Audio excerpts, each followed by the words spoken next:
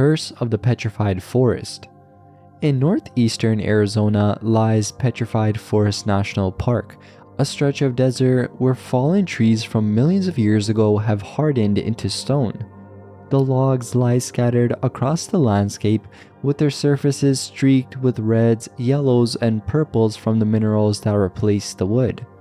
Tourists have been drawn to the strange beauty of the place for generations, and ever since it was set aside as a national monument in 1906, rangers have had to warn visitors against pocketing pieces of the petrified wood.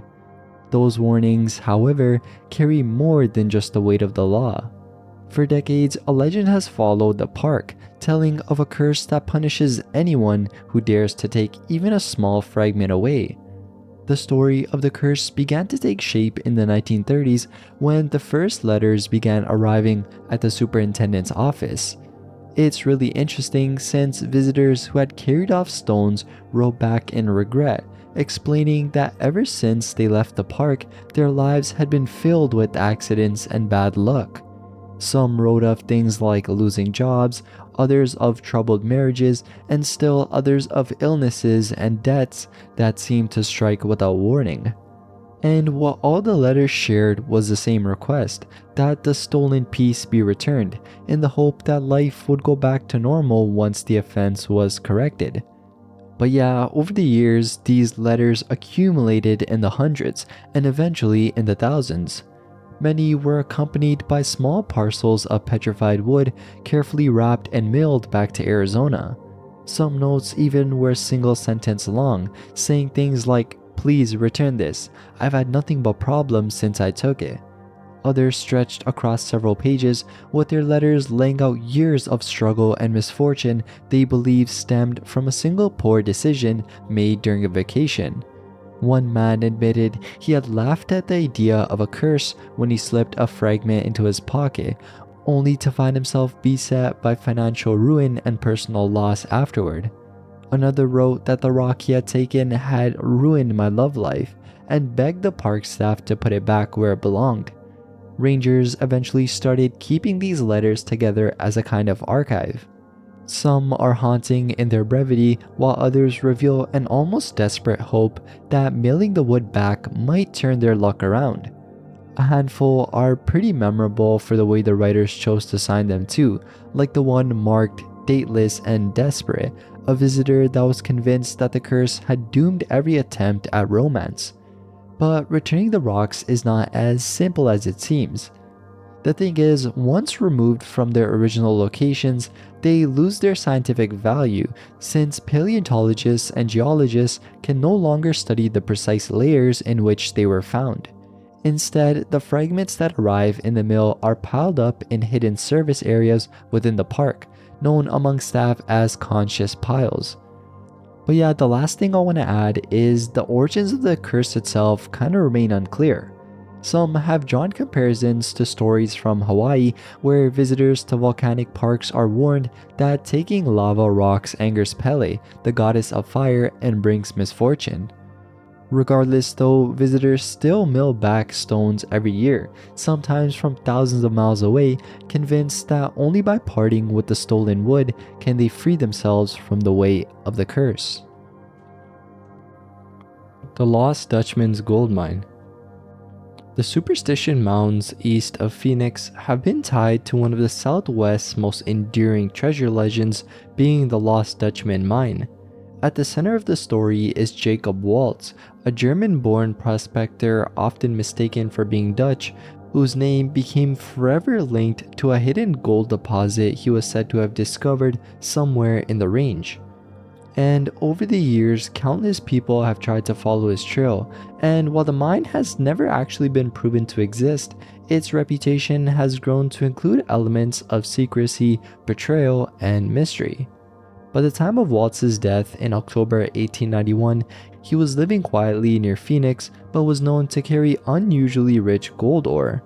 Illness struck after a flood damaged his farm, and when he was taken in by his friend Julia Thomas, it was there that he revealed to Julia and a local miner named Reinhardt that he had hidden a mine of extraordinary value. It was said that he revealed these during his final days as well.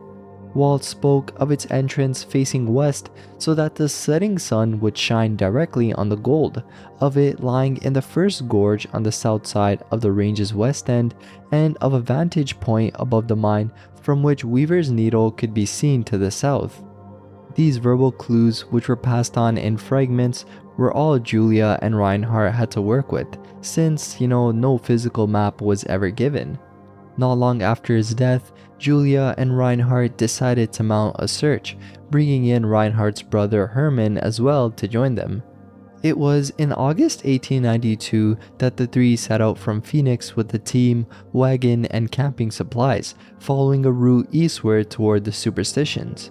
They camped in Needle Canyon just north of Weaver's Needle and searched the area deliberately for 3 weeks. The summer heat proved brutal, and with supplies running low, they were forced to give up the expedition and return to Phoenix empty-handed. The failed search left Julia in financial ruin. In the years that followed, she created and sold hand-drawn maps claiming to show the mine's location, and even gave an interview to journalist Piper C. Bicknell, whose 1895 San Francisco Chronicle article helped spread the legend beyond just Arizona. Meanwhile, Herman and Reinhardt continued to speak about the mine, keeping interest in the story alive among other fortune hunters. After that, over time, the legend drew in new figures. Nearly a century after Walt's death, modern prospector Walt Gassler believed he had identified the location based on the same deathbed clues. Gassler spent years searching, even eventually sharing his notes and a map with Arizona Attorney General Bob Corbin and historian Tom Kellerborn. Fast forward, in 1981, convinced he had finally pinpointed the mine, Gassler hiked alone into the mountains but never returned alive, dying of a heart attack on the trail. The events that followed only deepened the mystery though. A man claiming to be Gassler's son visited Collenborn, showing him a sample of gold ore, and asked for his father's map and notes. Months later, the real Roland Gassler appeared, revealing that the first man had been an imposter. Witnesses recalled seeing a stranger in the area when Gassler's body was found, and it was also noted that a backpack listed in the sheriff's report, potentially containing gold, had never reached Gassler's family. But yeah, overall, from the earliest searches to the case of the imposter Gassler, the story of the Lost Dutchman mine has remained tied to some unexplained disappearances, missing items, and clues that lead seekers into the harsh interior of the Superstition Mountains. The mine's location, if it does exist, has never been verified, yet the combination of Walt's cryptic directions, the dangerous terrain, and the lure of untold wealth still continues to pull new prospectors into the same canyons that have swallowed so many before them. The Red Ghost.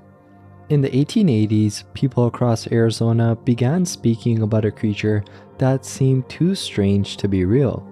Those who saw it described a camel with a reddish coat, but what set it apart was the human body tied across its back. The remains looked as if they had been strapped down with rawhide and left there for years, with the bones sun-bleached and clattering as the animal moved. From that point on, it was known as the Red Ghost, and for more than a decade its appearances spread disturbance through ranches, mining camps, and isolated settlements. But yeah, one of the earliest and most often repeated accounts came from a ranch near Eagle Creek in 1883. Two men had gone out to check on their cattle, leaving their wives behind.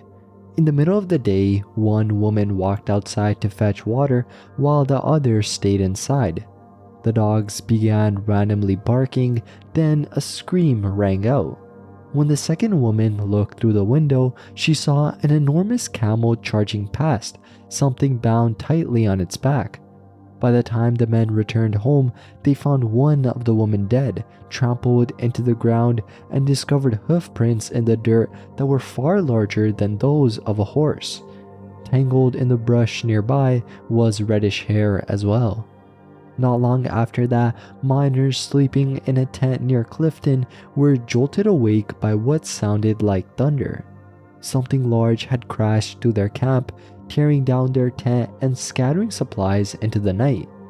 At first light, they followed the trail of destruction and found the same massive hoof prints along with clumps of red hair stuck to the desert shrubs. After that, word spread quickly of the animal that could not be caught, a beast that moved through the darkness and left wreckage behind. Stories circulated that it had killed a grizzly bear, that it made sounds unlike any known creature, and that it carried the bones of its rider wherever it went. Some of the reports even came from men known for steady judgment. A rancher named Cyrus Hamblin came upon the animal along the Salt River and had no doubt he was looking at a camel, though the human skeleton tied to its back horrified him. Others tried to bring it down, and in one case, a group of prospectors opened fire as it bolted away. When they checked the spot where it had been, they found a human skull lying in the dust, still with scrapes of flesh and hair attached. Over the next 10 years, the red ghost roamed across Arizona, appearing in places miles apart. Teamsters swore it knocked over freight wagons, and cowboys tried to rope it and failed as it tore through the desert faster than expected. Families living on lonely homesteads spoke of hearing its heavy steps outside their homes at night. Its size even grew with every retelling, some insisting it towered 30 feet in the air, though such exaggerations were kinda born more from fear than fact. Still, one detail never changed, that wherever it appeared, witnesses described the skeleton strapped across its hump. The animal's run then ended in 1893 when a rancher named Mizu Hastings found a camel grazing in his garden and shot it. On close inspection, scars covered its back, clear signs of straps that had once been cinched so tight they cut into the flesh. Pieces of raw hide still clung to its hide, though the skeleton was gone by then. The evidence suggested the stories were not only rumor, but that for years the beast had been carrying a human body across the desert. No one ever learned who that man had been though. Some say he was a soldier from the old Camel Corps lashed to the animal during training, either as punishment or as a cruel joke, only for it to escape into the wild. Others believed he was a prospector desperate to ride the animal across harsh country, only to die in the attempt. Whatever the truth, the mystery was never solved, and the unanswered questions gave the story its strength. But yeah, a little history lesson now, the roots of the Red Ghost legend can actually be traced back to a real experiment. In the 1850s, Jefferson Davis, then Secretary of War, approved a plan to import camels for use in the deserts of the American Southwest. The animals were well suited to the terrain, able to carry heavy loads and survive long stretches without water. Soldiers and their horses, however, disliked them, and when the Civil War began, the project was abandoned. Many of the camels were sold, but others slipped loose into the wild. For decades afterward, scattered reports told of camels roaming through Arizona and New Mexico. The Red Ghost was likely one of those animals, though its strange burden had turned it from a forgotten remnant of an experiment into one of the most enduring stories of frontier life. But yeah, even now the Red Ghost is remembered in Arizona folklore, and the tale is tied to the wider history of the Camel Corps. What might have been dismissed as a wandering animal instead became a legend of the desert, carried on through the image of a riderless beast and the skeleton it bore for years across the empty land. Bruncko's Cabin. Southwest of Tombstone, Arizona, a set of crumbling adobe walls marks the site once known as Bruncko's Cabin. To passerby, it may look like nothing more than ruins lost to time, but for decades it was whispered about as the bloodiest cabin in Arizona. Between the 1860s and the 1890s, at least 20 men met their end here, many buried in shallow, unmarked graves nearby. The violence that clung to the cabin gave rise to one of the Southwest's darkest reputations and a haunting legend that endures even as the desert reclaims what's left of the site. The story begins with Frederick Brunckow, a German mining engineer who came west in 1858 seeking silver. He established the San Pedro silver mine and built an adobe cabin with a tin roof and fireplace to serve as both headquarters and home. Brunckow worked with a chemist, a cook, a handful of Anglo miners, and about a dozen Mexican laborers. For a brief time, his operation seemed promising. That changed in July 1860 though, when William Williams, one of Brunckhow's partners, returned from a supply run to Fort Buchanan and found horror waiting for him. The storehouse had been ransacked, supplies scattered across the dirt floor. His cousin James lay dead among the provisions. Outside, the chemist's body had already been torn apart by coyotes. Brunckow himself was found murdered with a mining drill, with his body dumped into the shaft of the very mine he had opened. The cook, David Bontrager, and the Mexican laborers were gone, along with livestock and several $1,000s worth of supplies. Bontrager later turned up at another camp, claiming the Mexican workers had revolted and taking him hostage before sparing him because he was a Catholic. Whether his account was true or an invention to save himself, though, has never been resolved. After that, soldiers buried Brunckow and the others near the cabin, but no one was ever brought to justice. The killings also did not end there. In 1874, Milton Duffield, Arizona Territory's first U.S. Marshal, was gunned down outside the cabin by James Holmes, a hired man sent to stake a rival claim to the mine. Duffield's temper and reputation for carrying multiple weapons made Holmes act quickly, but when the dust cleared, the lawman's body was found unarmed. Holmes was convinced, but escaped prison only weeks into his sentence and vanished from history. After that, the cabin then drew in Ed Schieffelin, the prospector whose discoveries would lead to the founding of Tombstone.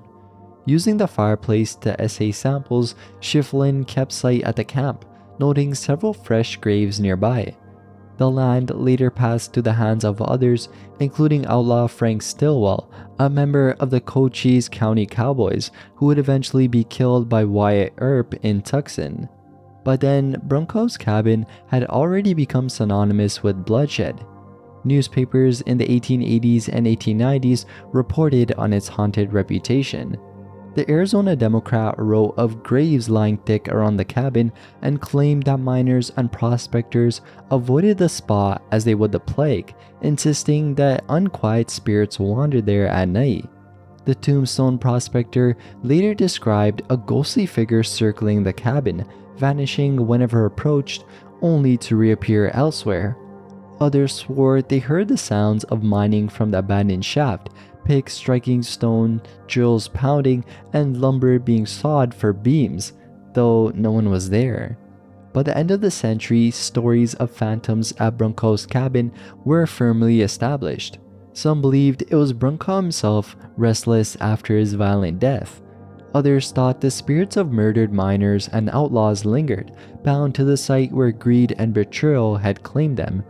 Today, little remains but fragments of the old adobe walls, with their edges eroded and vandalized over time. Still, locals and curious visitors hike out to see the ruins, hoping to glimpse one of the specters said to wander where so many lives were lost.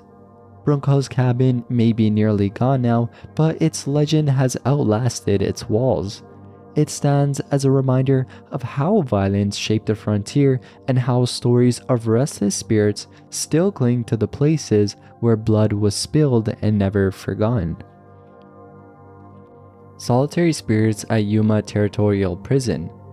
On the banks of the Colorado River stands the remains of Yuma Territorial Prison, a place whose history is part of its stone walls and iron bars, and whose ghost stories have made it one of the most infamous landmarks in the Southwest. From the day its first 7 inmates marched to its gates in 1876, the prison was both feared and reluctantly respected. Over 33 years, more than 3,000 men and women passed through its cells. Murderers, thieves, stagecoach robbers, polygamists, and swindlers all found themselves confined within the fortress-like complex, where the desert sun baked the adobe and stone, and the rules of survival were set not only by the guards, but by the convicts themselves. Life in Yuma was brutal, though by the standards of its time, surprisingly progressive. Prisoners built their own cells, worked as blacksmiths and carpenters, and had access to a library and even electricity long before most homes in Arizona. They could learn to read, play in the prison band, and attend Sunday bazaars where they sold handmade goods. Yet all of that did little to change the fact that this was a prison carved into the desert, where the heat, vermin, and tuberculosis took their toll. By the time Yuma closed in 1909, 111 inmates had died there, many buried in the rocky soil just outside the walls. The most feared punishment was the dark cell, a stone chamber barely large enough to pace in, with no light except what trickled down from a vent overhead. Prisoners stripped to their underwear were locked inside with only bread and water. Rumors persist that guards sometimes dropped scorpions or snakes in through the vent for their own amusement. Some men left the dark cell broken in mind as much as body. At least 2 were carried directly from it to an asylum in Phoenix, never to return. It is the dark cell that has given rise to some of the prison's strongest ghost stories. Visitors speak of an oppressive presence inside, a sense of being watched. Some have even fled after feeling hands tugging at their clothing or pinching their skin, only to find no one near them. Rangers even tell of a journalist who once insisted on spending the night locked inside to capture the experience of inmates. Hours later, she screamed to be released, convinced another presence shared the cell with her. Other tales too rippled through the grounds. Inmates who died in riots or escape attempts are said to linger in the main cell blocks, with their cries and rattling chains heard long after closing hours. Musicians also practicing nearby have reported faint strains of music drifting through the air, as if the prison band still plays in some forgotten corner. Cell 14, where John Ryan hanged himself after being despised by both guards and fellow convicts, is notorious for sudden chills and the feeling of unseen eyes fixed on passerby. Not all of the ghosts are inmates though. One of the prison's most enduring legends is that of a little girl in a red dress. According to local lore, she drowned in the nearby Colorado River and her spirit wandered into the prison grounds. She is said to tug at visitors' clothes, especially if they wear red, and her small hand sometimes delivers a sharp pinch. Staff and guests alike claim to have felt her mischievous presence in and around the old cells. But yeah, since its closure, the prison has worn many faces, being a high school in the 1910s, makeshift shelter during the Depression, and even a military observation post during World War II. By the 1960s, it had been preserved as a state park, and today it stands as both the museum of Arizona's frontier justice and one of the nation's most haunted destinations. Visitors come to walk the crumbling corridors, stand in the watchtower, and peer into the dark cell, wondering if the shadows will stir. The prison's reputation has grown well beyond Yuma too. Paranormal investigators, travel writers, and even USA Today readers have named it one of the most haunted places in the country. Whether or not you believe in ghosts, the weight of the history here is undeniable. The desert wind that moves through its broken windows carries not only dust, but the echoes of desperate men and women who once called Yuma their last home. La Llorona. On quiet nights near rivers or canals across Mexico and the American Southwest, people say you might hear the long, drawn-out cry of a woman calling for her children. That voice is said to belong to La Llorona, the weeping woman, whose legend has been told in many different forms for centuries. The story most often begins with a woman named Maria. She was known for her beauty and charm, and she eventually married a man of higher status than herself. For a time, they lived happily together and had children, but as the years passed, her husband grew distant. In some versions, he left her for another woman, in others, he simply abandoned her and the children. Heartbroken and enraged, Maria drowned her children in a river. Almost immediately, she realized what she had done and rushed to save them, but the waters had already taken them.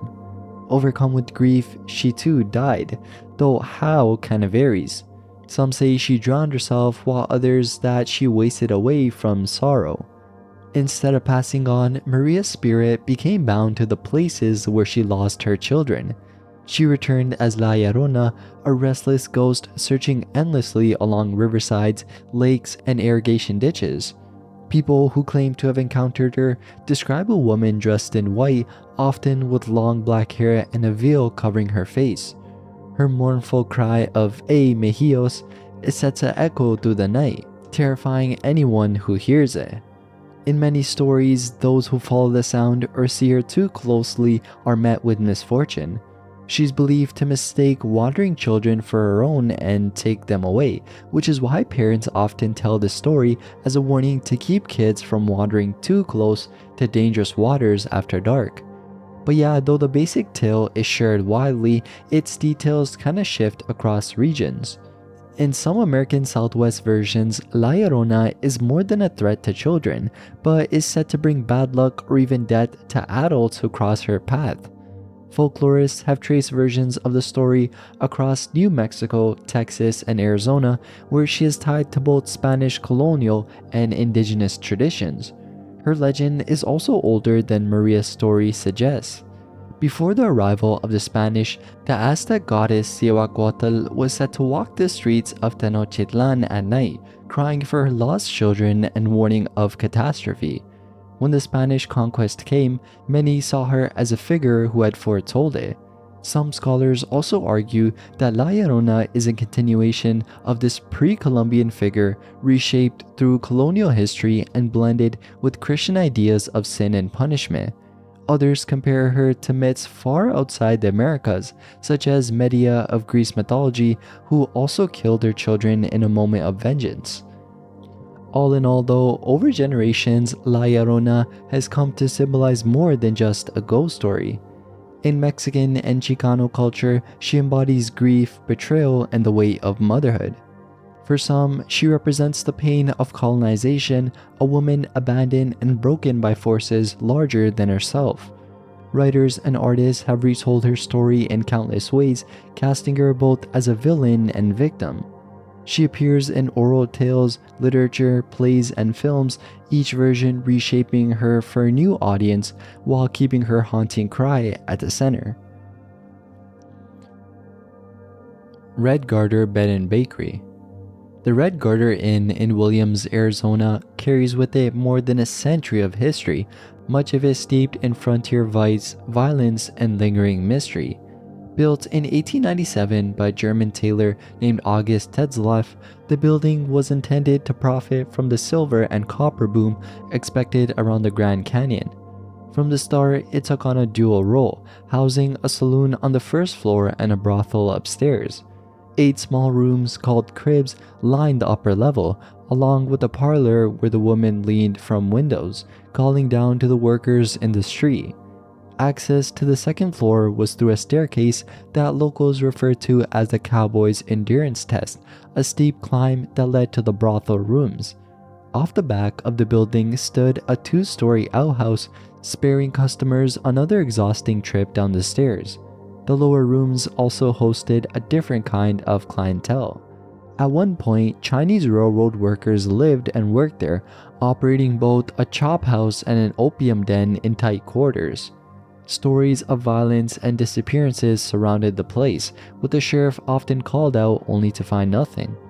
The suspicions became so frequent that a garbage collector was once lowered into the cesspool under the outhouse to search for bodies. He came back empty-handed though, yet the rumors never faded. The saloon was managed for years by Longino Mora, a man remembered not only as a U.S. cavalry scout in the Indian Wars, but also for his personal life. Born in New Mexico in 1848, Mora became a well-known figure in Williams, famous for having 5 wives and fathering 25 children. When his youngest was born, his eldest was already 60 years old. Under his watch, the saloon thrived, drawing miners, loggers, cowboys, and railroad workers who came not only for liquor but also for the women upstairs. At the turn of the century, Williams itself had earned a reputation as a rough frontier town filled with saloons, brothels, gambling halls, and opium dens. By order of the city, vice became concentrated along Railroad Avenue in a section known as Saloon Row. Even when Arizona outlawed prostitution in 1907, enforcement was weak. The Red Garter continued to operate, and during Prohibition, it simply hid its liquor and gaming tables behind partitions. It was not until the mid-1940s, after a murder occurred on the stairway of the Red Garter, that authorities finally cracked down. This incident effectively ended the saloon and brothel after more than 40 years of business. In the decades that followed, the building changed hands and purposes, serving as a rooming house and later a general store. In 1979, John Holst purchased it, but he did not transform it into the Red Garter Bed Bakery until 1994, when he renovated the space and converted the original 8 cribs into 4 guest rooms. Soon after reopening, strange reports began to surface. Guests and staff described footsteps in empty halls, doors slamming on their own, and unexplained clunking noises echoing through the building. But yeah, though one might expect the disturbances to come from the violent history of the saloon, the brothel, or even the unsolved tales surrounding the opium den, the spirit most often linked to the Red Garter is said to be that of a young Hispanic girl. One visitor who claimed to make contact with the apparition learned her name as Eve or Eva. Encounters range from sightings to more disturbing experiences. Some guests reported beds shaking or feeling a hand on their arm while they slept. Others claimed to see her appear in photographs, and the most famous of these images is from 1934, showing Longino Mora, his 5th wife Clara, and their youngest child. In the background of the picture, a woman can be seen smiling in front of a mirror, yet her reflection does not appear in the glass. Today, the Red Garter Inn is listed on the National Register of Historic Places and functions as a bed and breakfast. The owners downplay the ghost stories, brushing them off as exaggerations. Still, the accounts persist, and the mystery of Eva, the girl with no clear origin in the building's recorded history, still lingers in the minds of some of those who stayed the night. El Tiradito. In Tucson old Barrio Viejo, hidden among the adobe homes and narrow streets, stands a ruin that has been the center of whispered prayers and dark legend for nearly a century and a half. Known as El Tiradito, the Little Castaway, it's unlike any other shrine in Arizona. Where most shrines honor saints or holy figures, El Tiradito is devoted to a sinner, a man who died in a scandal and could not be buried on consecrated ground. His soul, restless and troubled, is believed to linger at the spot where he fell, and it's here that generations have come to light candles, tuck scraps of paper with desperate prayers into the walls, and ask for miracles from someone denied a proper burial.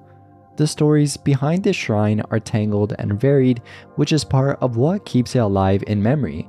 More than 20 versions of the legend have been recorded, all placing the events in the 1870s or 1880s, a time when Tucson was a raw desert town filled with saloons, violence, and shifting cultural borders. One of the most enduring versions centers on a ranch hand named Juan Oliveras. Some say he fell into an illicit relationship with his stepmother, others with his mother-in-law. Either way, his passion was discovered, and he was killed on the spot, by his father in one telling, by his father-in-law in another. Because of the scandal of his sin, the church refused him burial in holy ground. His body was then left where he died, and neighbors began to place candles there, praying for his soul. In other retellings, the figure is not Oliveras at all.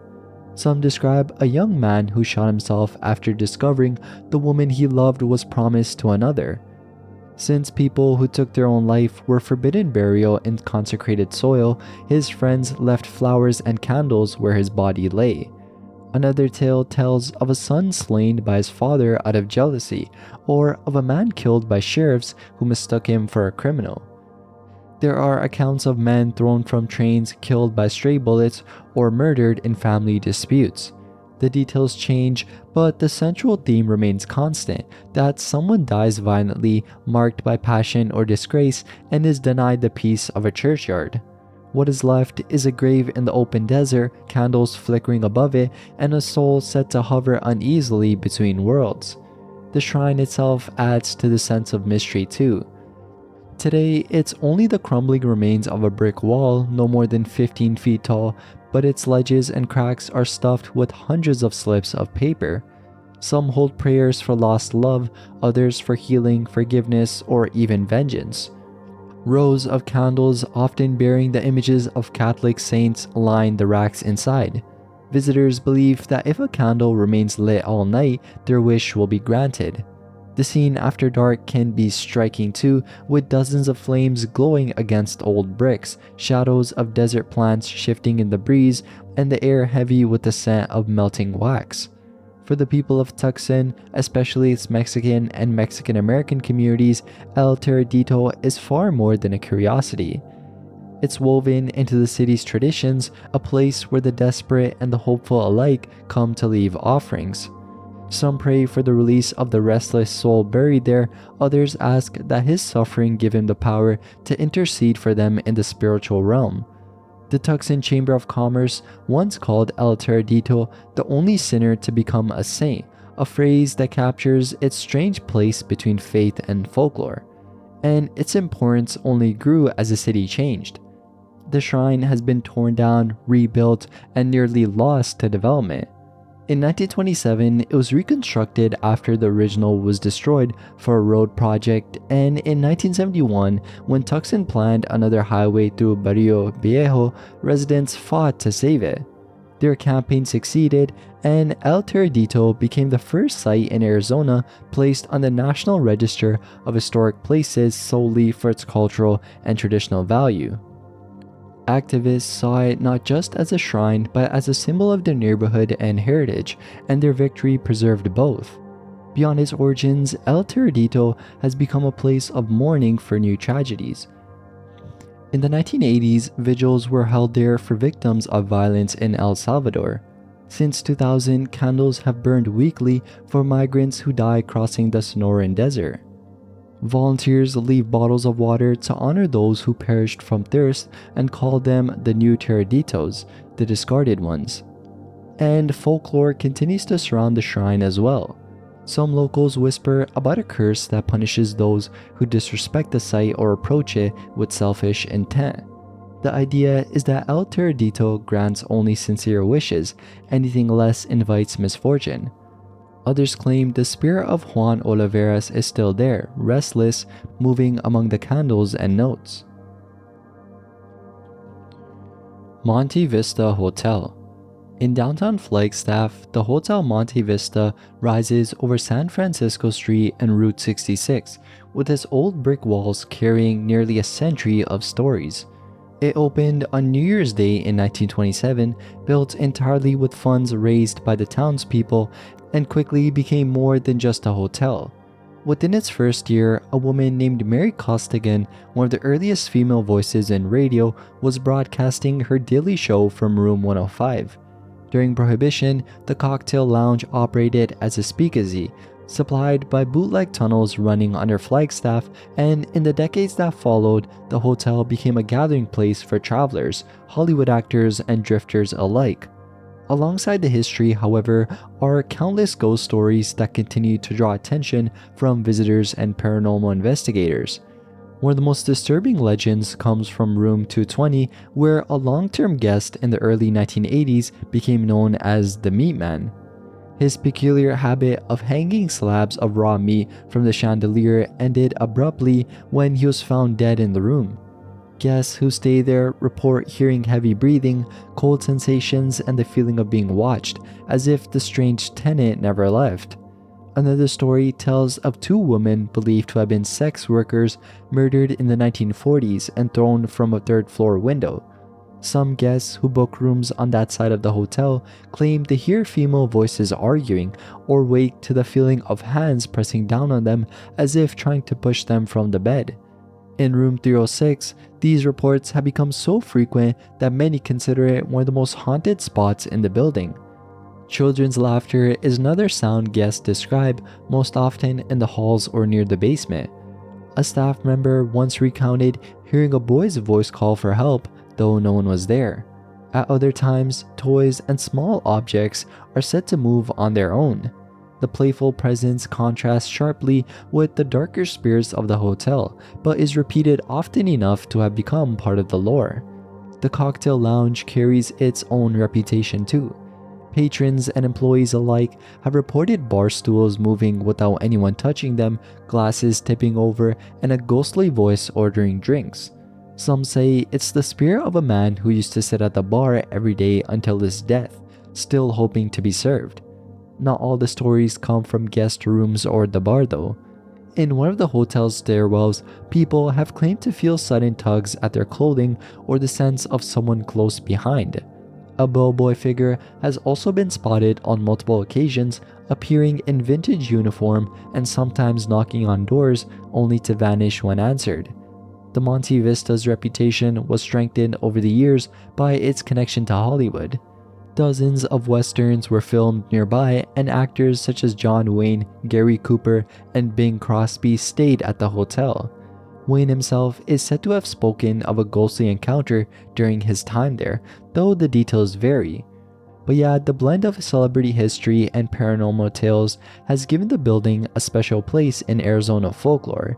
Even today, the Monte Vista continues to operate as a hotel, and guests who check in often come with hopes of experiencing something beyond the ordinary.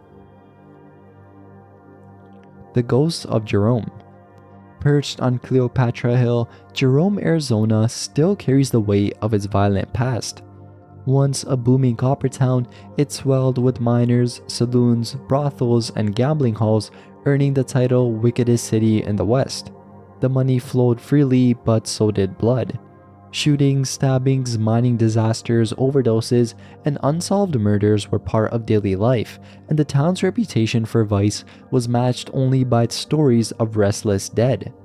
Today, Jerome is home to artists and tourists, but those who walk its streets after dark often speak of lingering presences that refuse to be forgotten.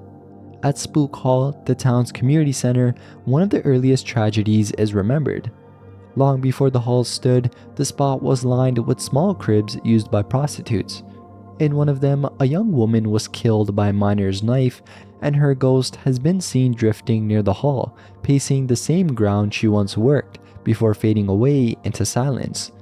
The Mile High Inn, once operated by Madame Jenny Banters, is equally alive with echoes of its past. Jenny was one of Jerome's most successful and notorious women, running a prosperous bordello until her own violent death at the hands of a client. Her spirit has been reported by guests who see her in mirrors, bustling in the kitchen, or rearranging objects as if she still oversees the house. Alongside her is the ghost of her cat, heard meowing in empty rooms or felt as phantom paws crossing the beds. Visitors also describe a shadowy man glaring at them from corners, icy gusts sweeping across the room, and a kindly old figure staring from upstairs windows as though keeping quiet watch. The Connor Hotel carries scars of fire and tragedy too. Destroyed and rebuilt more than once, it has always been a magnet for drifters, miners, and gamblers. Guests today speak of hearing laughter when the halls are empty, voices whispering in the dark, or the pressure of someone unseen sitting beside them. Some have even reported coughs, groans, or growls echoing through the building, signs that the souls who once filled its rooms never left. The Jerome Grand Hotel, towering over the town, holds the heaviest reputation of all. Originally the United Verde Hospital, it saw thousands of deaths during its years of operation, and many believe that misery has soaked into its walls. Visitors and staff alike tell of footsteps in empty corridors, groans from vacant rooms, and shadowy apparitions drifting past. One of the most famous is Claude Scotty Harvey, a maintenance man found crushed under the elevator in 1935. Though his death was called accidental, the elevator was in working order, and whispers of foul play followed. Guests claim his angry spirit still prowls near the shaft, radiating a presence so fierce that some refuse to enter the area at all. Other figures, being nurses, patients, miners, and even a woman in white, are said to appear at random throughout the hotel, startling visitors with fleeting glimpses. In the Cribs district, once nicknamed Husband's Alley, women worked in cramped shacks under dangerous conditions. Many never left alive. The most infamous victim was Sammy Dean, a young prostitute strangled by a client whose killer was never found. Those who wandered the alley after dark still described the scent of a perfume hanging in the air, followed by the fatigue of a woman searching silently for justice she never received. The mines themselves are said to echo with the dead too. Old stories tell of footsteps and voices deep underground, with miners warning of a ghost they called Headless Charlie, a worker decapitated in an accident. Some claimed to hear him moving through the tunnels, still searching for what he lost. Even now, Jerome's reputation as a ghost town is well earned. Its hotels, bars, alleys, and abandoned shafts are layered with tragedy, and the lives cut short there seem to have left permanent imprints. Visitors may come for the history, but it's the unsettled presence of those who never moved on that keeps Jerome's legend alive. Mogollon Monster. In 1903, a man named I.W. Stevens told the Arizona Republican that while traveling near the Grand Canyon, he came face to face with something he had never ever seen before. In his account, he described a towering figure with a head covered in tangled white hair and a beard that reached down to its knees. The rest of its body was said to be cloaked in coarse gray hair, though parts of its skin could be seen underneath. When Stevens spotted it, the creature was crouched over the carcass of a cougar, tearing into the raw meat. As soon as it noticed him, it rose upright, clutching a heavy club, and let out what he called the wildest, most unearthly screech he had ever heard. Terrified, he turned and fled, leaving the strange figure behind. This account is often cited as the first detailed description of what would later be called the Mogollon Monster, a creature tied to the Mogollon Rim of Arizona. But the thing is, stories of such beings were already present in the region. Settlers in the 1800s spoke of large, hairy men inhabiting the canyons, and native communities told of powerful, human-like figures moving through the forests. The Mogollon Monster's name came later, yet its legend stretches back much further. One of the most repeated encounters took place in the mid-1940s. Don Davis, a Boy Scout at the time, was camping with his troop near Tonto Creek. In the middle of the night, he woke to the sound of someone rummaging through their supplies. Assuming it was another boy, he called out, but instead of a familiar face, he saw a tall figure stride toward him. It stopped directly above his sleeping bag and just lingered. Davis hid beneath the covers, too afraid to move, and only after some time did the visitor walk away into the trees. What stayed with him more than anything was the smell it left behind, an overpowering stench that he said was impossible to forget. As an adult, he became a cryptozoologist, but even then he often recalled that night as one of the defining moments of his youth. Descriptions gathered over the years paint a picture of a creature around 7 feet tall with broad shoulders and long arms that reach almost to its knees. The hair covering its body has been described as black, reddish, or gray depending on the witness, while the face, hands, and feet are bare, showing dark skin. Its eyes are said to sit deep under a heavy brow, and its odor is always noted, compared to skunk spray, rotting fish, or foul body odor. Tracks thought to belong to it have also been found measuring up to 22 inches long. But yeah, for decades, campers along the rim have told of campsites disturbed at night with food stolen, tents knocked over, or even just belongings scattered. Stones are sometimes thrown from the darkness, and many have spoken of screams echoing through the woods, cries so sharp they sound almost human. Some have also reported the rhythmic knocking of wood or strange whistles from unseen sources, patterns that line up with Bigfoot reports in other regions.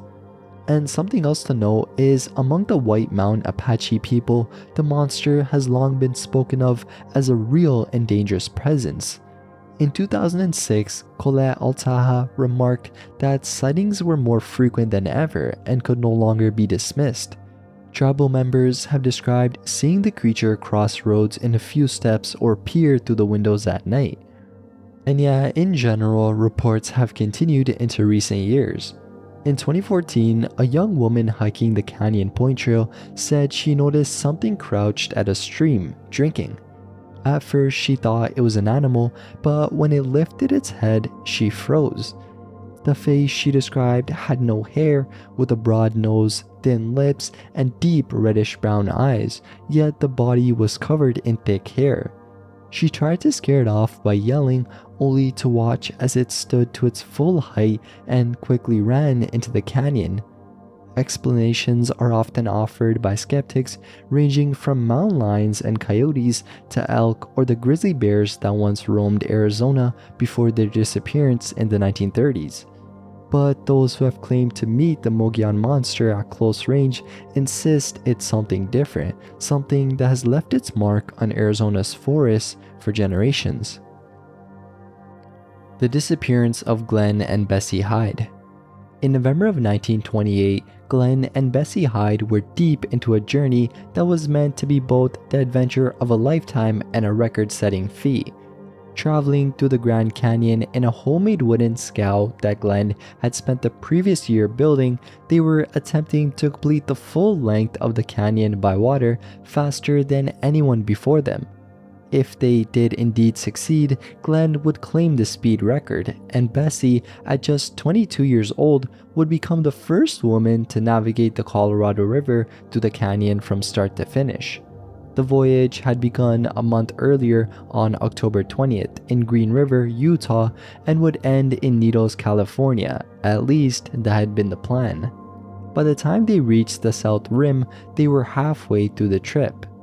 Then, on November 18th, they stopped to visit Emily Kolb, a photographer and experienced river runner whose home and studio stood near the Bright Angel Trail.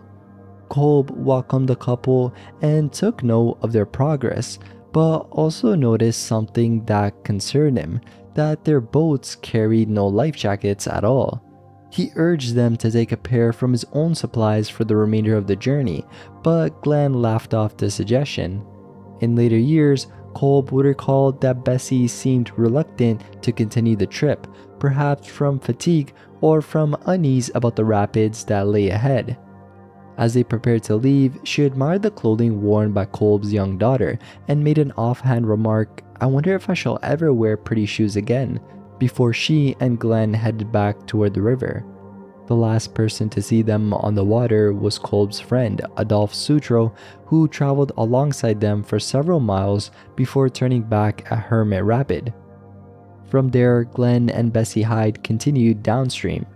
Their route took them into remote stretches of the canyon where travel on foot was difficult, the currents were unpredictable, and the walls of rock cut off much of the outside world. When weeks passed without word, Kolb organized a search in mid-December. Then, on December 20th, an airplane crew spotted their boat near mile 237, about a dozen miles beyond Diamond Creek. It was upright and in good repair, with no damage to the hull or signs of having overturned. All of their provisions were also still inside, including Bessie's diary as well. The last entry, dated November 30th, placed them at Diamond Creek, showing that they had traveled for at least 12 more days after leaving Kolb's home. The bowline was caught on something beneath the surface, keeping the boat in place. Kolb cut the line, allowing the vessel to drift away, a decision that later drew criticism from those who felt it might have held valuable evidence. From mile 237 back to Diamond Creek, searchers scoured the shoreline and surrounding canyons for more than a month. but no footprints, clothing, or equipment were ever found, and there were no signs to indicate where or how the couple had left the boat. With nothing concrete to explain their disappearance, speculation grew. Some believed that they had been swept overboard in a rapid, while others suspected personal conflict, with rumors suggesting an argument between the two had turned violent. In 1971, the case briefly returned to public attention when a woman named Elizabeth Cutler, during a Grand Canyon River tour, allegedly told fellow passengers that she was Bessie Hyde and had killed her husband before leaving the canyon on foot. When later questioned by a reporter, Cutler denied making the statement, though several in her tour group insisted she had said it. Another theory emerged in 1992 after the death of Georgie Clark, who was a well-known Grand Canyon river guide. Among her belongings were a pistol, the Hydes' marriage certificate, and a birth certificate listing her real name as Bessie D. Ross. The find raised questions about whether Clark could have been Bessie living under another identity, but the thing was, her early life was well documented, and authorities didn't reopen the case. And one more thing that I wanted to add is one of the most talked about discoveries came in 1977, shortly after Kolb's death. While cleaning out his garage, a human skull was found with a bullet hole through it. The remains matched the height and build of Glen and appeared to belong to a man in his 20s. This fueled long-standing suspicion that Kolb might have been involved in the Hydes' disappearance. It was not until 2008 that forensic analysis, combined with photographs from the 1930s, confirmed that the skull came from an unrelated case. The remains were actually identified as those of a man who had died from a gunshot wound in 1933, and Kolb's role as a county coroner jury representative likely explained how he had come to possess them. But yeah, nearly a century later, no trace of Glen or Bessie Hyde has ever been found. After the boat was cut loose from mile 237, it drifted away into the river, taking with it any final clues about what might have happened in those last days of November 1928. Whether the couple met with an accident, became separated from the boat, or were victims of something more deliberate, the canyon has kept its silence, leaving the mystery to endure along the stretch of river where they were last known to travel. Apache Leap. In the summer of 1870, General George Stoneman led a company of soldiers east toward a towering escarpment west of what is now Superior, Arizona, a place that would come to be known as Apache Leap. Rising nearly 4,700 feet, its sheer cliffs dominated the surrounding desert.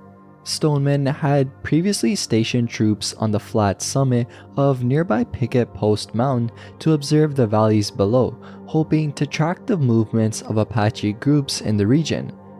From that vantage point, dust clouds raised by horses or the faint movement of riders along distant trails could be seen against the vast expanse of the Sonoran landscape. By the 1880s, the US Army had established heliograph stations on peaks across Arizona, using flashes of sunlight to send Morse code over distances where telegraph lines had yet to reach.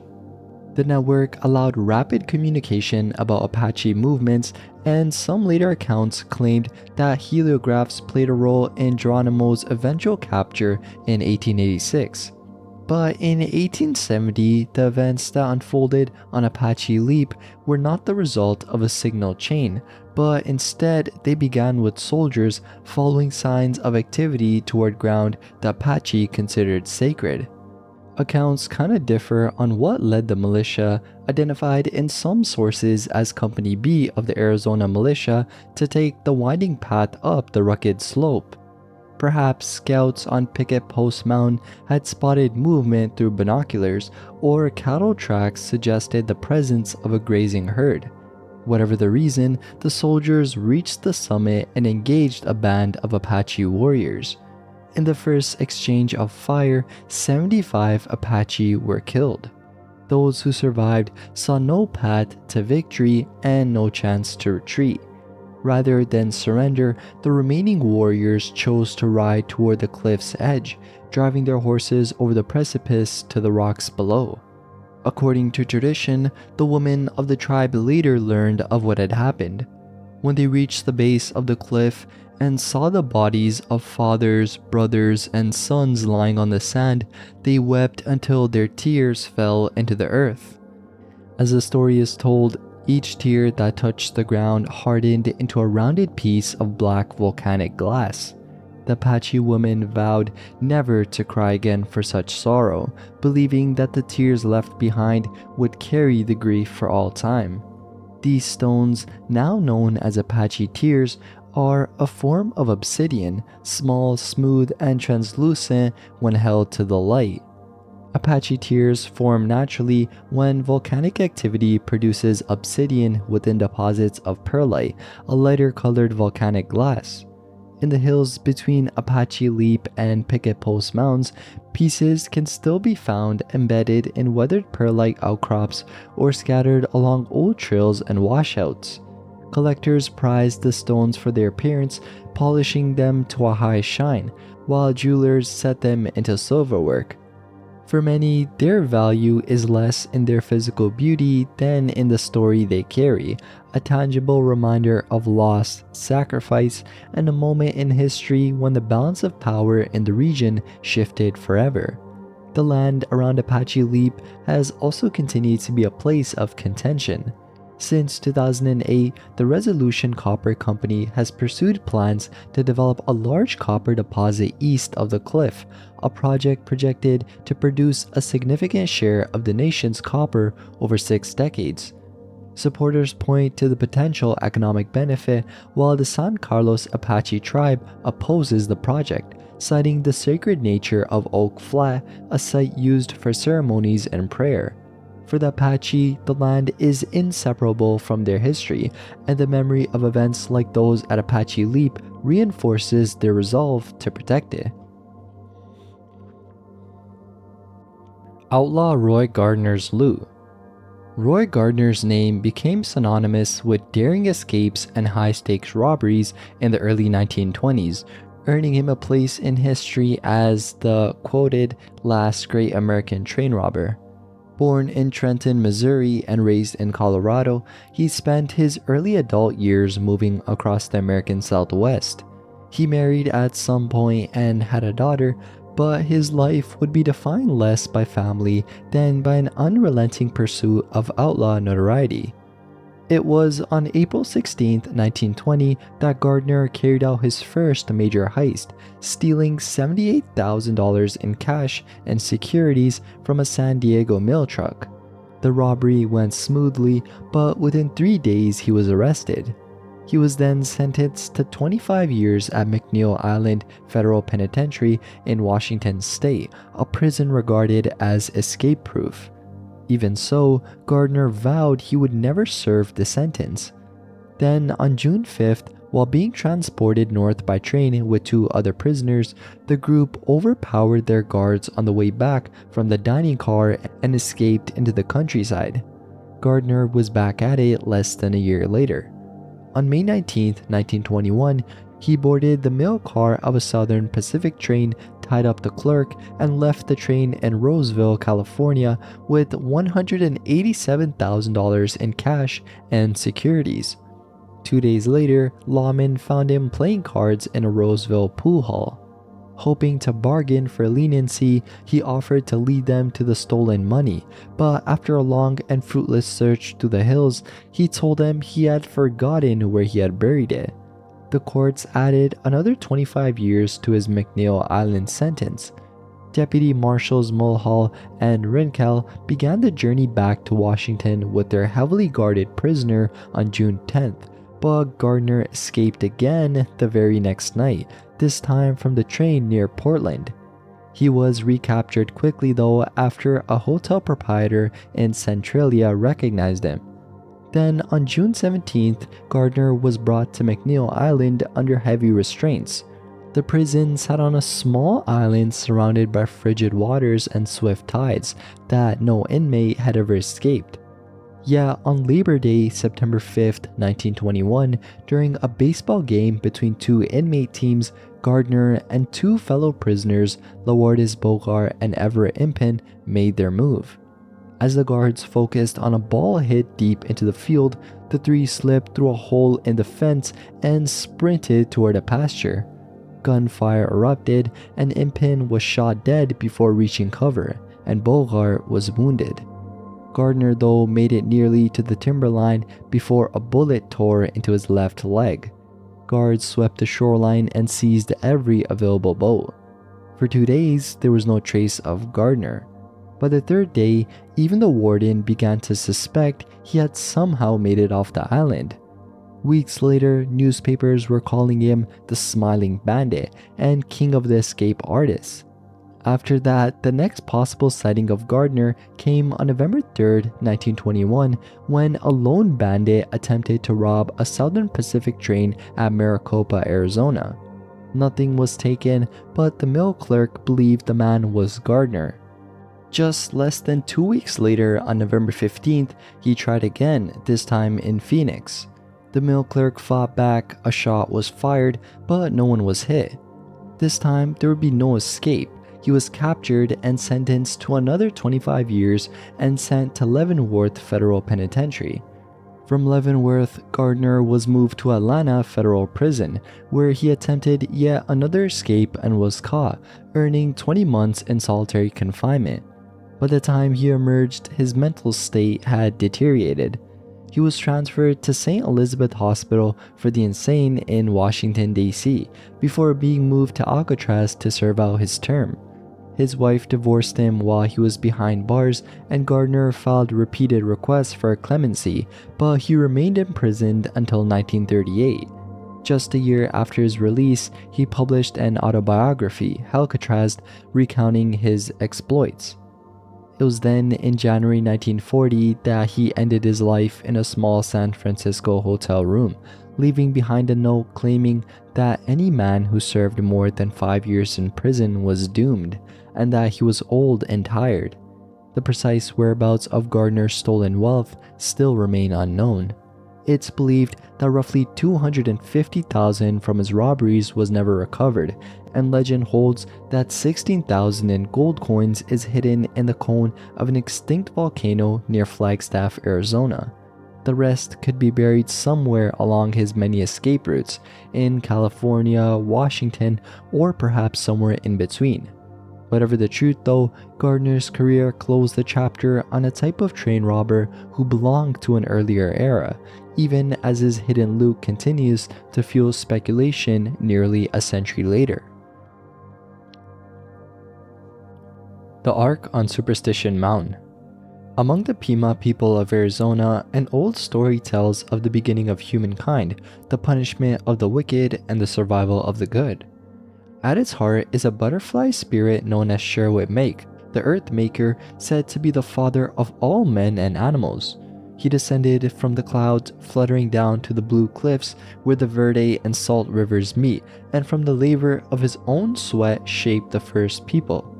For a time, they flourished, but as they grew in number, they also grew in selfishness and quarrels.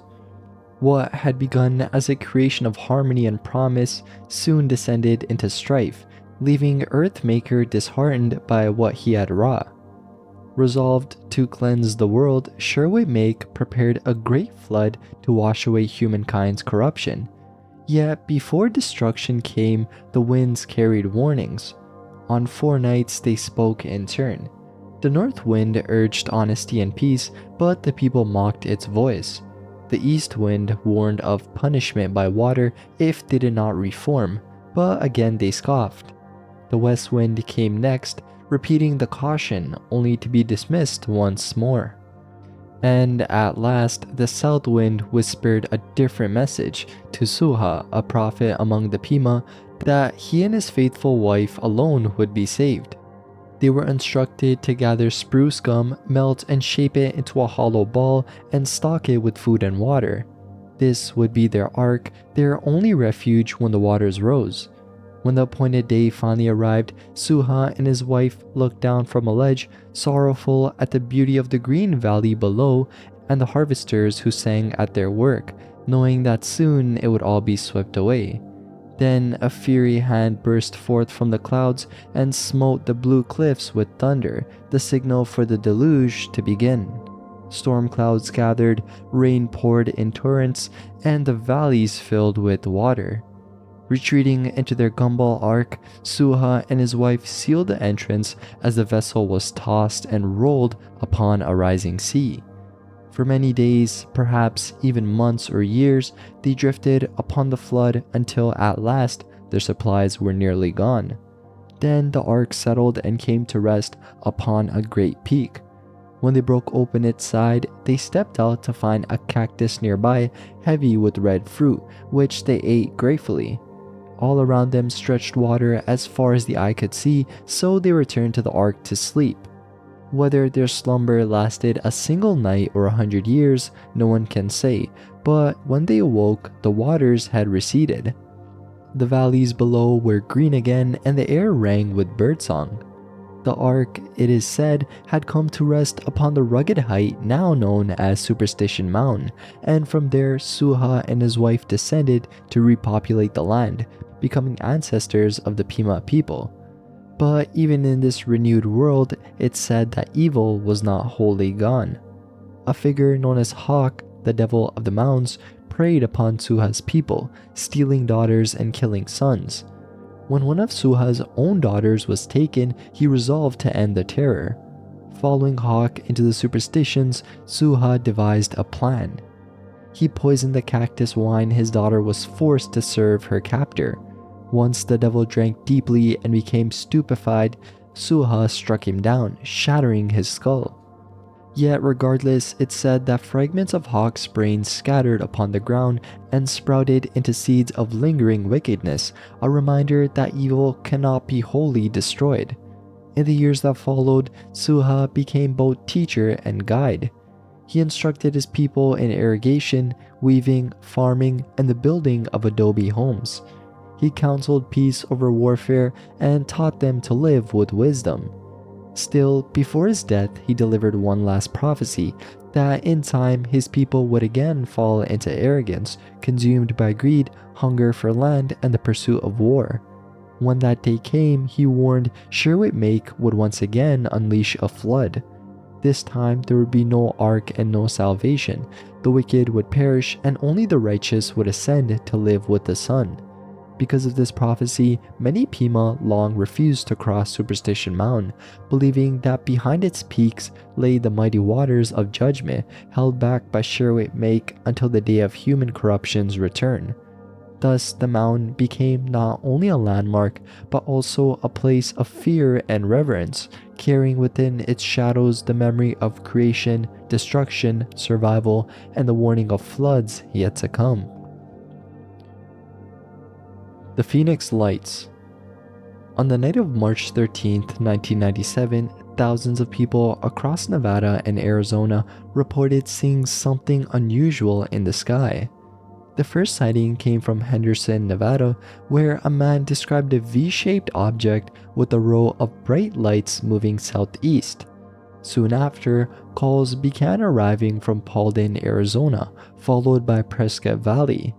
Residents there watched as the formation of lights shifted and stretched into a distinct V-shape, drifting silently across the sky. Among those who witnessed the event were Tim and Bobby Lay, who were driving with their son and grandson.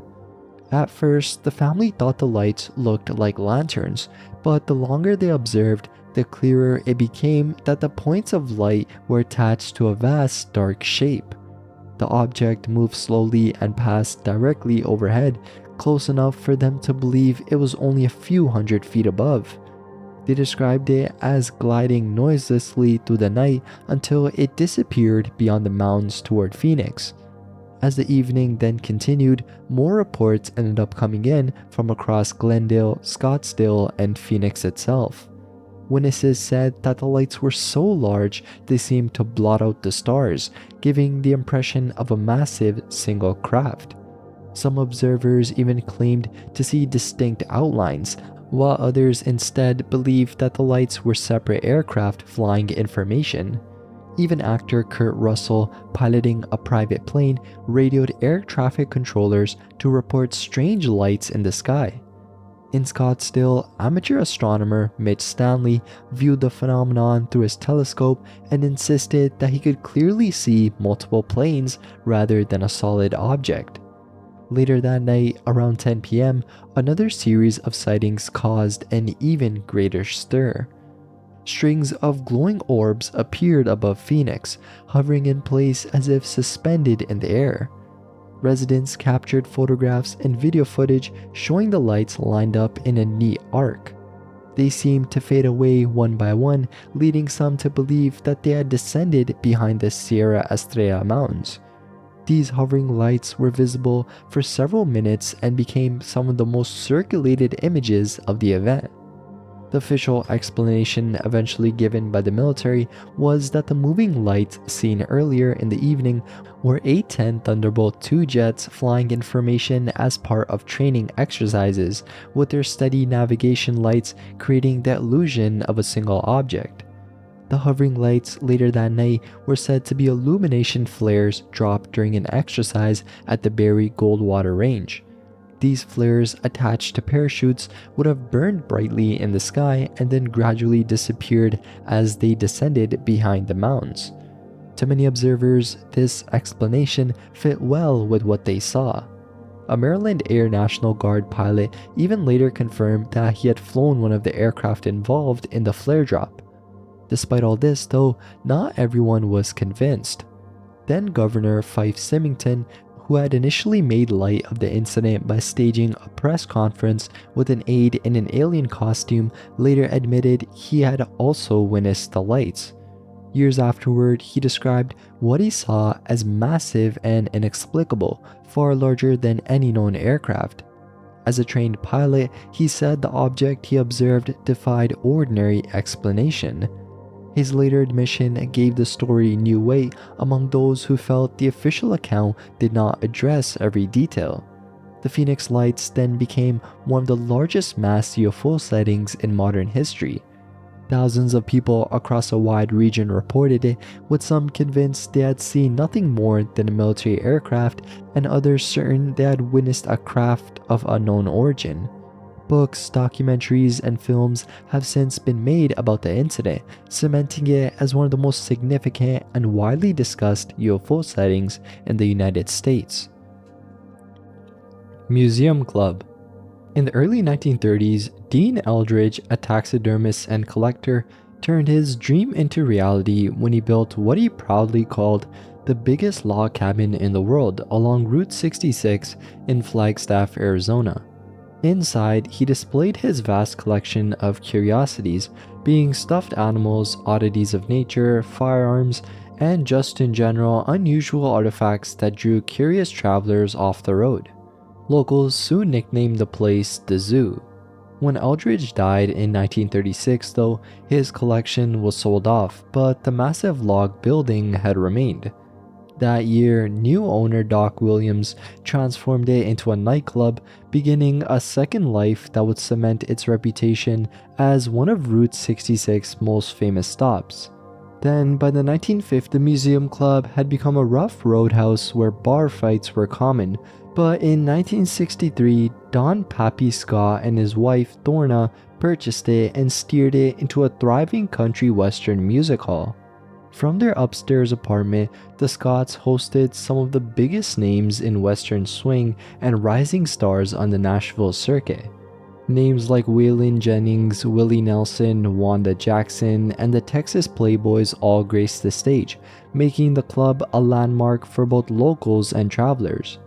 But the couple's story took a tragic turn. One night in 1973, Thorna fell down the stairs and broke her neck, dying weeks later from her injuries. Grief consumed Don, and just 2 years later, he ended his own life in front of the fireplace downstairs. Since then, stories of the Scotts' lingering presence have never really faded. Staff and visitors alike speak of strange happenings within its log walls. Footsteps also echo in empty rooms upstairs, and lights flicker on when no power is connected. Bottles behind the bar are sometimes found rearranged in the morning as if someone invisible has run a hand across them. Chairs have been seen rocking by themselves, and fires have also appeared lit in the hearth with no one nearby. Llorona is often glimpsed at the back stairway of the bar, sometimes mistaken for a real bartender until she vanishes into thin air. Patrons sitting in dark booths have also even tried to buy her a drink, only to return and find the booth empty. Not all encounters inspire fear though. One former tenant of the upstairs apartment claimed he once felt Llorona press him to the floor, only to laugh and whisper as quoted, "You only need to fear the living," before disappearing. Pappy's presence is subtler, revealed in the clinking of bottles, the shifting of objects, and the atmosphere of a watchful guardian. For many who work there, these restless spirits are simply part of the club's identity, protectors of the building they once poured their lives into. Even today, the Museum Club remains both a lively roadhouse and a place where memories of the past refuse to fade. With live country music still filling the dance floor and stories of ghostly figures continuing to circulate, the club is haunted in every sense, by its history, its tragedies, and perhaps by the Scots themselves, who seem unwilling to let go of the place they loved. Ghosts of the Cerbat Mountain Range. Travelers crossing the Cerbat Mountains in northwestern Arizona often spoke of more than just the mines and abandoned towns that dotted the ridges. From the first rush of prospectors in the 1860s came reports of odd shapes seen moving along the ridge lines at dusk, shadowy figures that seemed to watch from the cliffs before vanishing into the trees. Men on horseback claimed to hear the sound of footsteps keeping pace with them along the trails, though when they stopped to listen, the silence of the desert pressed in on every side. The violence that accompanied the early days of mining left deep scars, and many believed those scars had never healed. Stories circulated of 3 miners who were ambushed in the shaft, 1 shot and 2 crushed by stones from above, with their deaths lingering over the range as a reminder of the dangers that haunted the land.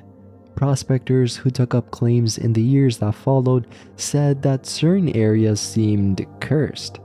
Some shafts never yielded more than a trickle of ore, no matter how promising the rock looked.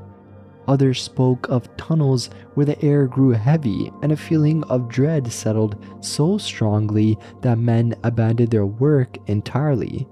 When the settlements of Cerbat and Mineral Park were still alive, miners and townsfolk told of hearing voices in the mountains at night. These were not the shouts of drunken men traveling home from the saloons, but instead low, indistinct murmurs, as if conversations carried on just out of earshot. More than one prospector insisted he heard the clatter of picks and shovels echoing from hillsides where no mine even existed. A few even claimed to see lights glowing in the distance, flickering lanterns that danced across the slopes and then faded when approached. But yeah, as both towns declined and the desert reclaimed their streets, the legends only deepened. Hunters crossing the old wagon roads said they saw riders appear on the horizon who just disappeared without a sound. Others found campsites that looked freshly abandoned, with ashes still warm in the fire pit, though no traveler had been seen on the trail for days. The remaining structures in Cerbat, worn by wind and sun, were said to carry their own strange presence. Visitors entering the mill or the headframe ruins often left quickly, claiming that the silence inside was broken by faint sounds of movement. Mineral Park, which is larger and livelier in its day, became just as steeped in mystery once it emptied out. Locals in Kingman told of approaching the site after dark and hearing music drifting faintly across the basin, as if the old saloon had come to life again for a brief moment. A few even believed that the mounds themselves held on to the past, replaying moments from the boom years when the mines rang with activity. The turquoise pits and copper operations that later consumed the town erased much of the old settlement, but stories of ghostly voices and phantom lights still remain tied to the Cerbats. Even today, those who explore the region speak of uneasy encounters. Some say that at night, when the wind dies down, the mounds carry more than echoes of wildlife. They describe sudden chills in the dry desert air, the feeling of being observed from the slopes, and faint outlines moving against the rocks where no one should be. To some, these are nothing more than tricks of isolation and imagination in a harsh land. To others, they are reminders that the Cerbat Mounds hold not only the remains of abandoned mines and lost towns, but also the lingering presence of those who never truly left. History and haunting of the Navajo County Courthouse. When Navajo County was carved out of Apache County in 1895, the rough little settlement of Holbrook was chosen as its seat. At the time, it was a frontier town that had earned a reputation for violence and lawlessness, the kind of place where saloons outnumbered churches and the bucket of blood drew gunmen and drifters alike. The new county needed a symbol of authority, and in 1898, a sandstone courthouse rose on Arizona Street, its basement fitted with heavy iron cells shipped by rail from St. Louis. From its earliest days, the building became the stage for notorious trials, grim punishments, and one execution that would make it forever part of Arizona legend. George Smiley, a railroad worker convicted of murder, was confined in the courthouse jail in 1899. His hanging was scheduled for December, and Sheriff Frank Watron, known for his humor and stubbornness, sent out formal invitations as the law required. But instead of the plain notices expected, he had them printed on ornate gilt-edged cards, treating the event as though it were a social occasion. When a reporter got hold of one and the story spread to papers as far away as London and Berlin, the governor delayed the execution and scolded Watron sharply. The sheriff was not humble though.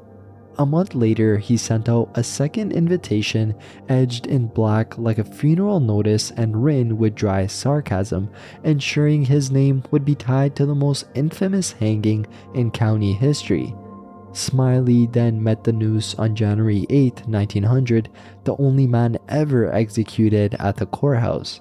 The jail beneath the courthouse became known as a place no one escaped. Its narrow, dimly lit cells held cattle rustlers, gunfighters, and drifters who had run afoul of the law, but over time it gained another reputation. Visitors and staff spoke of footsteps echoing in empty halls, doors that swung closed by themselves, and objects that were never where they had been left. Many of these incidents were attributed to the restless ghost of George Smiley, who was said to pace the stairways or appear in dark corners of the jail. Not only that, but another presence as well has been reported, a woman identified only as Mary. According to the stories told by staff, she was once a prisoner who died in her cell while gazing longingly out the barred window toward the street and the freedom she would never have.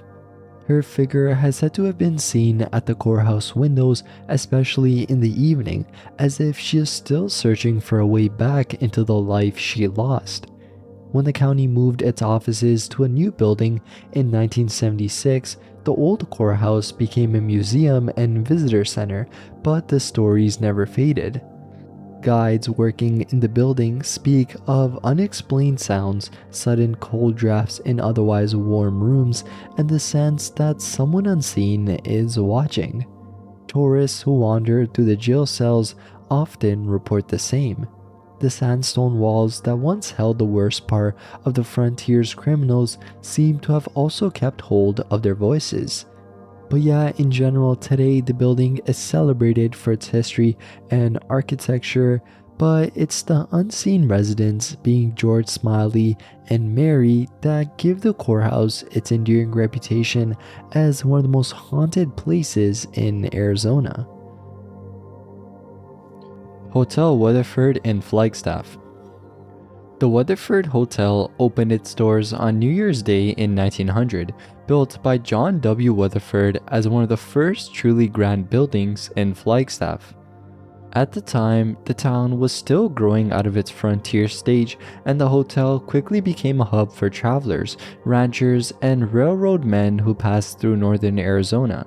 For decades, it served as both a gathering place and a symbol of progress, hosting presidents, artists, and writers who left their mark on the guest registry. Yet, as the years went on, the stories tied to the hotel were not only about the famous visitors and celebrations. Many who stayed there began to speak of strange encounters and lingering presences, and the Weatherford earned a reputation as one of the most haunted places in the region. And the most talked about of these stories comes from Room 54. In the 1930s, it was often reserved as a honeymoon suite, but one couple's stay ended in tragedy.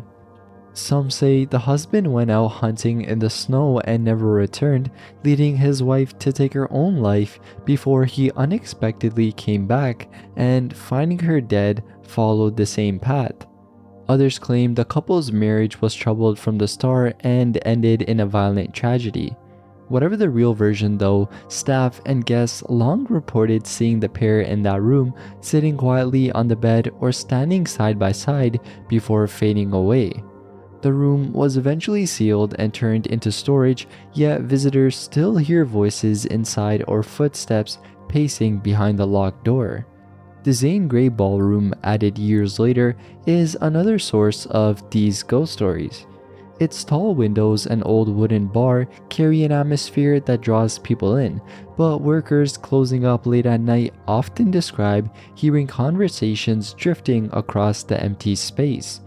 One bartender swore that while locking up, he saw a woman in an old-fashioned dress cross the floor and vanish into the wall. Another story tells of a framed photograph in the room where the figures inside seemed to shift and move, smiling faintly before returning to stillness when looked at again. Down in the basement, too, darker tales surface. During Prohibition, bootleggers used the hotel to move liquor, and one story claims a man was killed there over a deal gone wrong. People say his presence remains, heard in heavy footsteps on the stairwell or in the feeling of being watched from the shadows. Alongside him are said to be the ghosts of two children, a boy named Algernon and a girl named Matilda. Their appearances are fleeting, being quick movements out of the corner of the eye, the sound of small feet on the stairs, or just soft laughter in otherwise silent rooms. Even as the hotel survived fires, renovations, and years of decline, these stories never fully faded. But yeah, today, with the Weatherford restored and once again filled with guests, reports continue from those who claim to see shapes in the mirrors, feel a cold hand on their shoulder in an empty hallway, or just hear their name spoken when no one is near.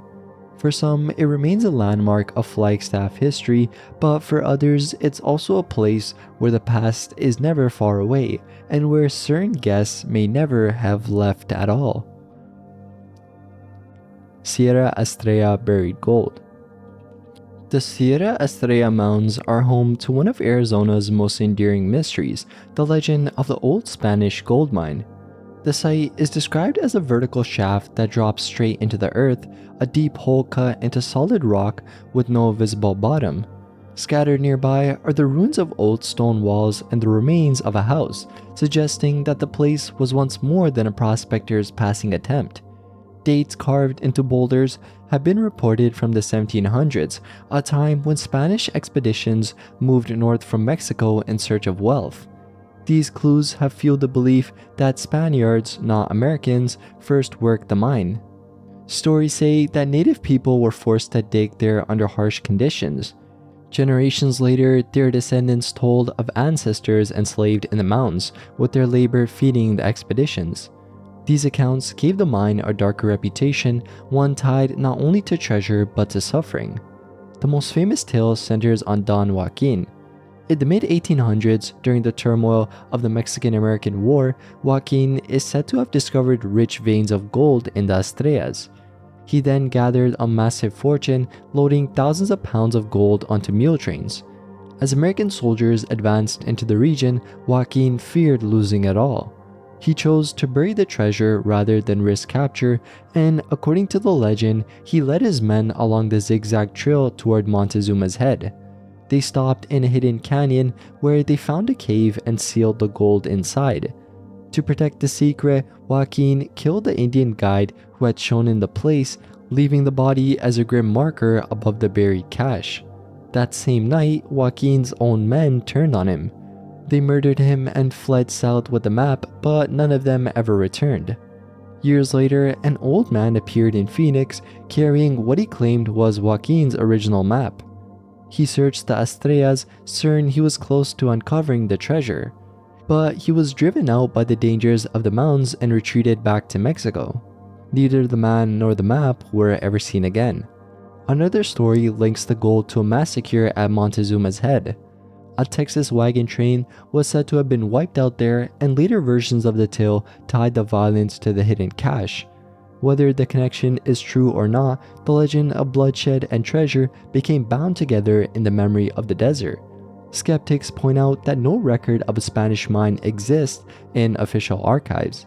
Spanish law required all mines to be registered with the crown, yet nothing has been found to confirm its existence.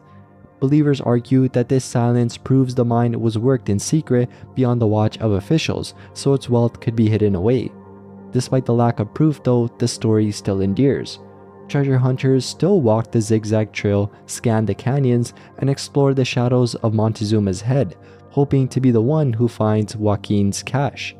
Whether it is real gold sealed away in a cave or only the weight of a legend, the Estrella Mounds continue to guard their secret.